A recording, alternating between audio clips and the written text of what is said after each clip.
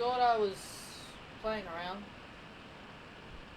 Honestly, did you guys think I was actually, joking around when I was? Did you guys think I was joking? No, honestly, I come on. Look, I was legitimately tired and exhausted after Raw, and not in a good way. Whenever I come on here, I give you guys my honest opinions. I'm not like every other fan that would come on here and just make it my number one goal to bash WWE. There are some things that I do like that the company does. And I'm man enough to admit if there's something I like, I'd say it. I'm not like every person, like all these other wrestling, fans. Because they say a show's bad, that means everything on that show was bad. So anyway, let's get that down to business. Monday Night Raw review. Where do I even start? We start off with Seth Rollins revealing that with Seth Rollins as a member of his new stable,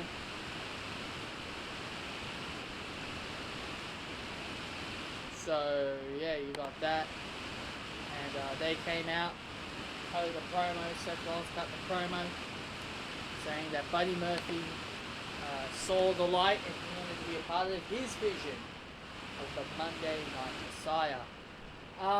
I feel like they should be I feel like they should have its own. They should have their own stable name, maybe like the Messiahs or something like that. Considering that they're using the word Messiah,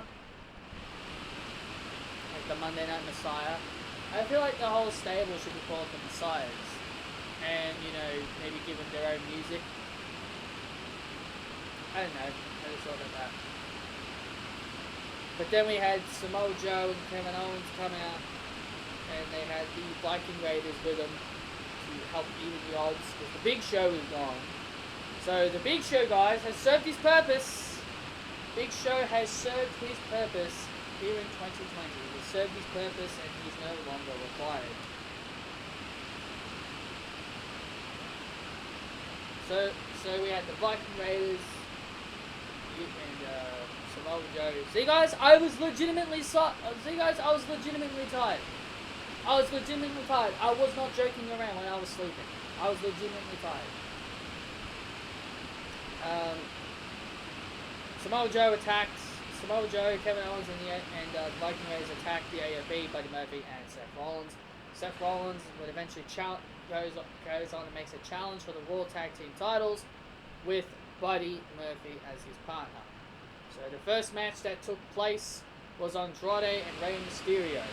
I personally enjoyed this match. As much as I'm kind of tired of seeing these two go at it, I feel like this was a damn good match. And I think this was a good way to close off the final chapter in this feud. So this was a great match, despite we see it so often. But it was a great match. I'm not going to lie to you guys. Just because I get tired of seeing it all the time doesn't mean I can't come on here and tell you guys I thoroughly enjoyed it. This match was great. Andrade would retain after doing a hammerlock DDT off the ladder due to Zelina Vega interfering by sitting on top of the ladder to preventing Rey from grabbing the gold.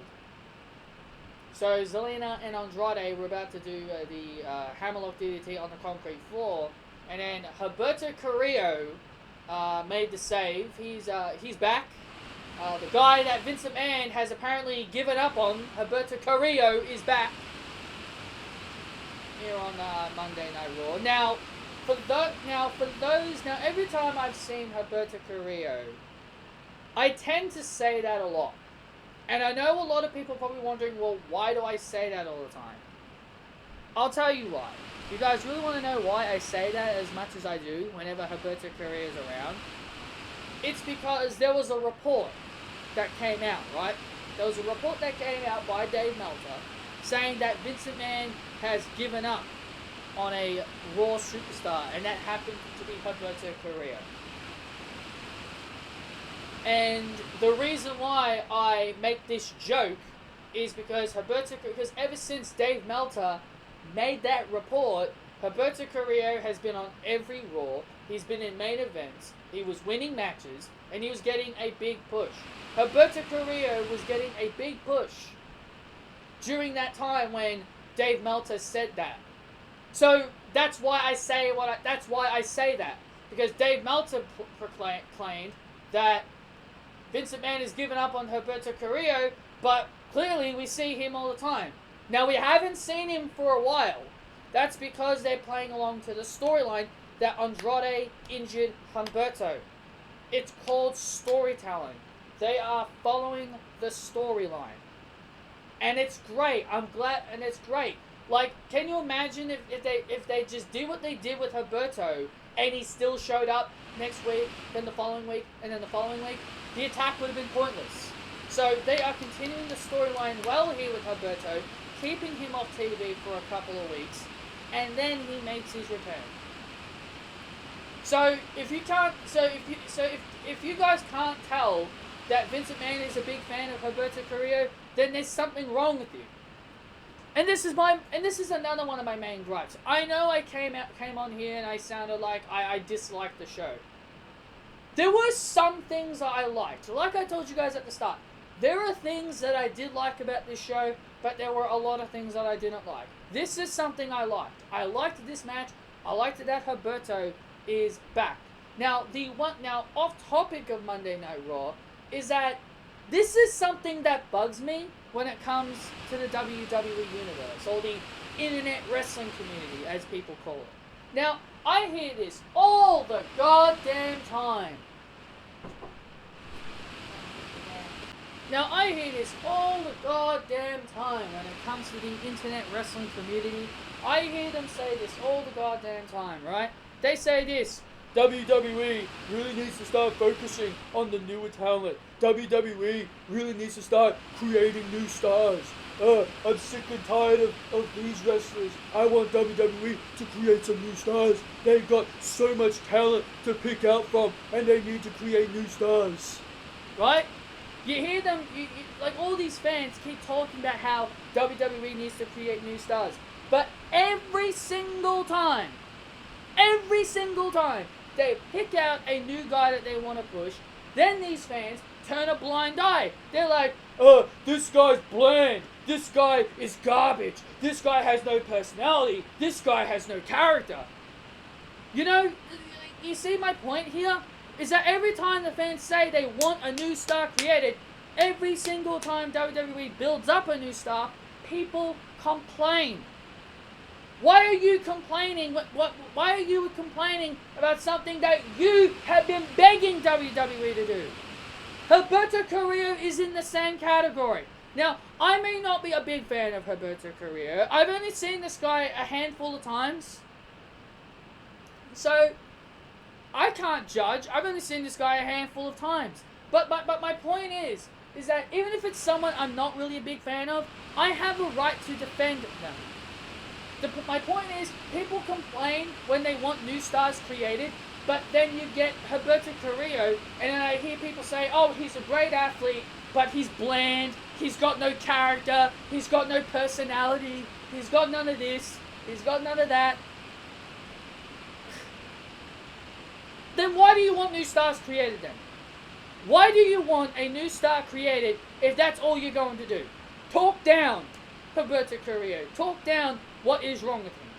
Why say we need to build new stars, but then you talk down a new star? Then you go ahead and bury that new star, saying that he's bland, he has no character.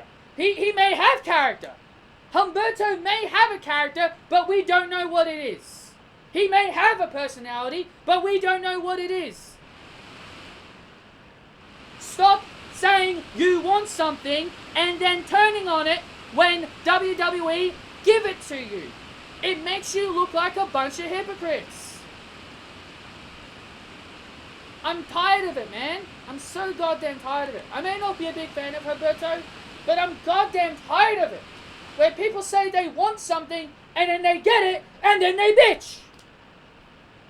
It's like you're telling WWE to do something that you want, but in reality, you don't want it. Maybe they shouldn't create new stars then. Seriously. It seems like everything you want them to do, they shouldn't do. Seriously. Because every time they give you what you want, you bitch. You shit on it. Tired of it, man. Tired of it. So Humberto Carrillo is back. Great to see him back. Hopefully they continue the push that they are doing with Humberto Carrillo. And I cannot wait to see him finally become a star that is about to be created. It's going to be great to see him be created into a big, big star. So, then we have Aleister Black. His entrance lasted longer than this match. He comes out, delivers a black mass to this chump, this local competitor, and that's it. That's all you have Aleister Black do. Sure, it's quick and painless, but really, you have us watch Aleister Black walk to the ring, match starts, black mass, that's it. These matches do nothing for me. These matches do nothing. These matches don't make Aleister Black look better. How can you go from having 3 classic matches with Buddy Murphy to a local talent? Beats me, I guess. We had Brock Lesnar and another stupid, boring promo. His name is Paul Heyman, because he likes to remind us 1,000 times his name, because Paul Heyman has nothing better to do to constantly repeat us something that we already known since 2002 when he arrived with Brock Lesnar. That he's Paul Heyman and he's the advocate for Brock Lesnar. We've known this since 2002. You don't need to keep telling us, Mr. Heyman. But of course, he always does. I don't know why people like it, to be honest. I don't know why people find this promo good. To me, it's stupid and annoying. He treats us like we're a bunch of little idiots. He treats us like we're a bunch of dummies that we don't know that his name is Paul Heyman and that he's the advocate of the reigning, defending, undisputed heavyweight champion Brock Lesnar! Jesus Christ, man. But Ricochet comes out, interrupts. Brock Lesnar was about to leave, because Ricochet said that he would challenge Brock Lesnar and he'd head into the ring. And then Ricochet would say, "Are you scared?" And then Brock Lesnar would kick Ricochet right in his grapefruits and would say, "Not scared." Randy Orton versus Drew McIntyre. You know, I keep hearing they're turning Drew McIntyre face, but this is not how you do it. If you're gonna turn Drew McIntyre face, you really shouldn't be putting him up against baby faces. Randy Orton is a baby face. You can't put him up against Randy Orton. They put him up against No Way Jose a few weeks ago. They had him beat up Hawkins and Ryder. I mean, ever since they've started this Drew McIntyre face turn, they've been having him beat up baby faces. So how are we supposed to believe that this guy's a good guy if he's beating up our good guys? The people who we admire, people who we like. I don't know, but somehow this is Paul Heyman's master plan to get Drew McIntyre as a babyface. Don't get me wrong, I don't mind the idea of turning Drew McIntyre face. The OC attack, no contest here. The fact that the OC, or AJ Styles, mind you, despite that, the fact that AJ Styles, a man who Vince McMahon wanted on Monday Night Raw, the fact that AJ Styles has been resorted to be a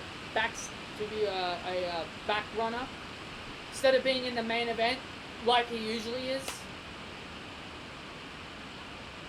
a support player, I guess I could call him.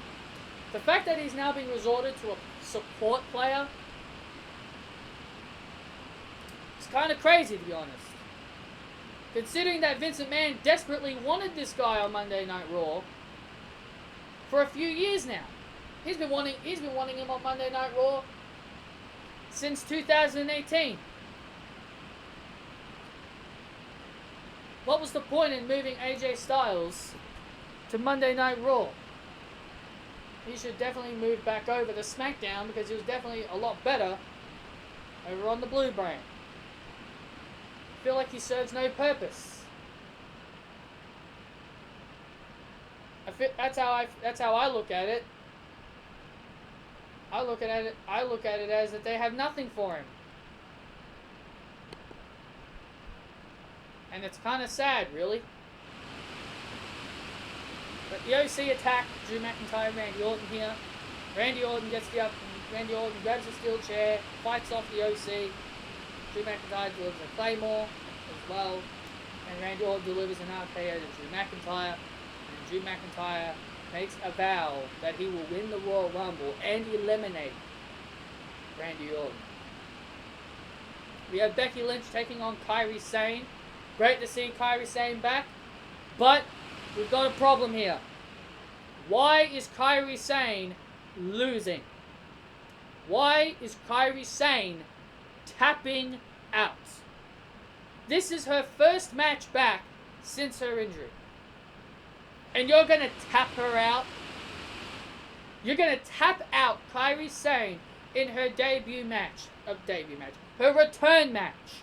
This is one of the many problems that I do not like about this company. Whenever people return, they always tend to make them lose. Gee, it reminds me of somebody. Emma.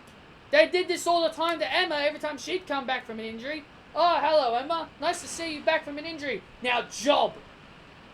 We need you to job to this wrestler. It's stupid. It's stupid. Don't bring... Like, what's the point in having someone back from an injury if you're just going to, have them lose? Kairi Sane should not have lost this match. If you wanted Kairi Sane to... it would have been better if it was a DQ. You should have just had Asuka cause the DQ. But no, you had Asuka sitting on the top rope.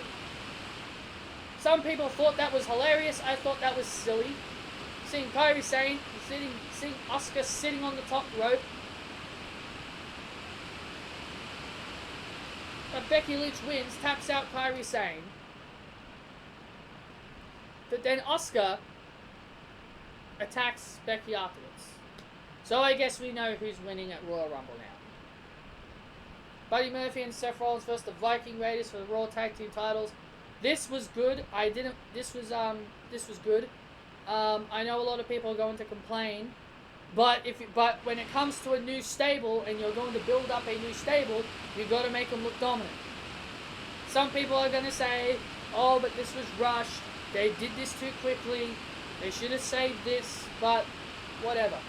I'm more happy about this because of the circumstances, and that is Seth Rollins and Buddy Murphy became the brand new Raw Tag Team Champions. Seth Rollins would deliver a curb stomp on Eric, and this would help Buddy Murphy get the upper hand and pin Eric to win his first main roster championship.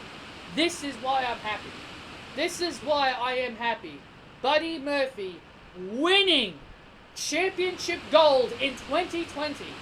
This is something that I am glad that Vince McMahon, Paul Heyman, whoever, I am glad that they've given Buddy Murphy some championship gold, because this is only the beginning. Buddy Murphy needs to continue looking strong. And honestly, I want Seth and Murphy to remain tag team champions for a while, because I want Murphy to have a good run as tag team champion, but I know it's not really going to be long. I feel like it's probably going to be maybe a few weeks or maybe like a month that they're going to be the champions for. But at the end of the day, I'm kind of happy. I'm very happy that Buddy Murphy has got some championship gold on the main roster. And this is only the beginning. Hopefully, this will continue to build Buddy Murphy as an eventual star on the rise. Once again, as I mentioned, creating new stars. This is what you want. This is what fans have been begging WWE to do. Buddy Murphy is a young star on the rise. And now that he's got his first piece of championship gold on the main roster, it is only a matter of time until he eventually goes up to the United States. Or maybe even to the WWE Championship in the near future. This is brilliant. I am glad that they're building up Buddy Murphy. Just like what I said with Humberto Carrillo, you need a new star being created. This is how you create new stars. You give them taste at championship gold. You have them feel that moment. Buddy Murphy winning his first championship was absolutely the best thing of the night. This was still a pretty bad show, but honestly, the United States Championship ladder match, the return of Humberto and Buddy Murphy becoming World Tag Team Champion was easily the best things on this night. We had Matt Hardy, and he took on Eric Rowan. Holy cow, Eric Rowan is actually wrestling a match that does not involve a local talent. Wow, we finally set a record here. We finally have a match where Eric Rowan is not wrestling a local talent. The thing in the shark cage bites Eric Rowan again. So basically this is a repeat from last week. And the Iron Claw to Matt Hardy. We're not really much there. Ugh. And our main event. Oh boy. Our main event. Our main event was Lana. Bobby Lashley and Lana against Rusev and Liv Morgan in a mixed tag.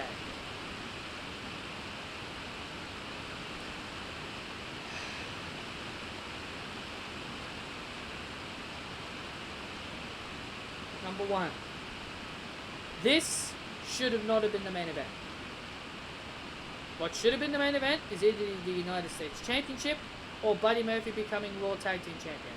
2, I hate this storyline. 3, I can't stand Lana. 4, this is what you bring Liv Morgan back for? To be in a stupid storyline? All the promos you've been giving Liv Morgan, and this is the shit you give her? I would have been much rather if they put her back with Sarah Logan. You need tag teams to your women's division. Why not put Liv Morgan and Sarah Logan back together as a tag team? Just minus Ruby Riott.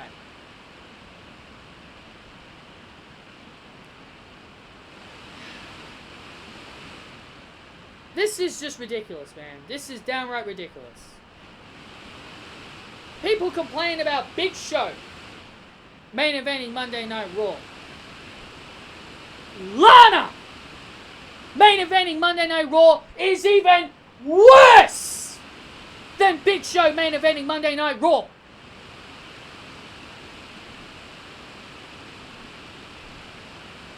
This mixed tag team match was the main event, and it only went for like, what, 3 to 4 minutes? This was garbage. This was downright garbage. Lashley gets the win with a spear on Rusev.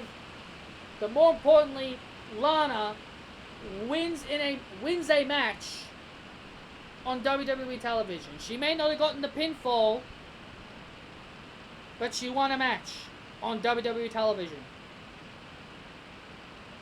Joke. Absolute joke. If you've got Lana winning matches on your winning matches, then you know WWE's completely lost the plot. Please, just end this storyline. What else do Lana and Lashley have to prove? What else do they have to prove now? It's over. They've won. Rusev and Liv Morgan have failed. What else is left for them to do?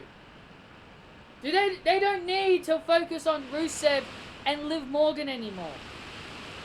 Liv Morgan said karma is a bitch Well, so much for your karma. Hey, Liv. Trash. The fact that Lana main evented this Monday Night Raw, I would have much preferred Big Show main eventing Monday Night Raws, to be honest. Just give me Big Show main eventing Monday Night Raws. I'd much prefer Big Show main eventing Monday Night Raws than friggin' Lana main eventing Monday Night Raws. Anyway, guys, that is the end of this review. Hope you guys enjoyed. Hit that thumbs up. Comment your thoughts down below. And I'll see you all next time for more videos. See you guys then.